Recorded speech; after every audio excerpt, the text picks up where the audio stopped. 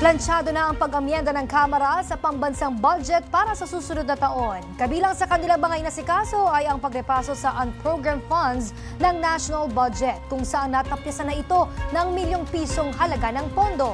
Ang detalye ihahatid ni Earl Tobias live mula sa Batasang Pambansa. Earl?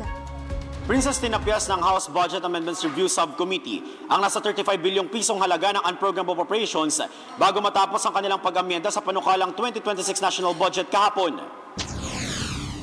Ang halagang yan bahagi ng initial sanang 80.86 billion pesos unprogrammed funds sa ilalim ng Strengthening Assistance for Government Infrastructure and Social Programs o SAGIP, na noon ay madalas na pinagkukunan ng budget para rin sa pagpapatayo ng infrastructure projects.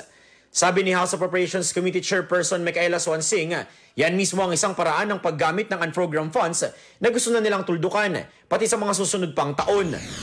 Both the DBM and the Committee on Appropriations agree that we can remove infrastructure projects under SAGIP. So hindi na po authorized na mag-release ng infrastructure projects under SAGIP. Sabi naman ni House Deputy Majority Leader Zia Alonto Adyong, dagdag seguridad na rin sa budget ang desisyon nilang tanggalin ang infrastructure projects sa ilalim ng SAGIP.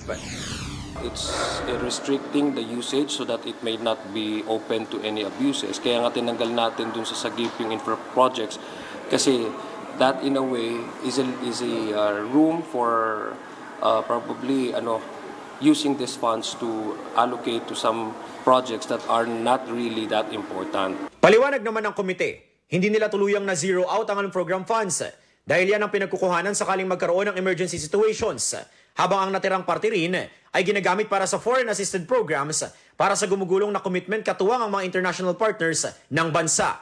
So hindi natin po pwedeng talikuran yon. Number two, may mga social services kasi na component na kailangan mong i-maintain.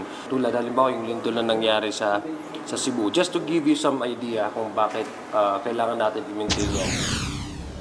Princess, bukas naman, October 10, target na maisalang sa plenaryo ng Kamara ang substitute bill na naglalaman nga ng mga naturang budget amendments.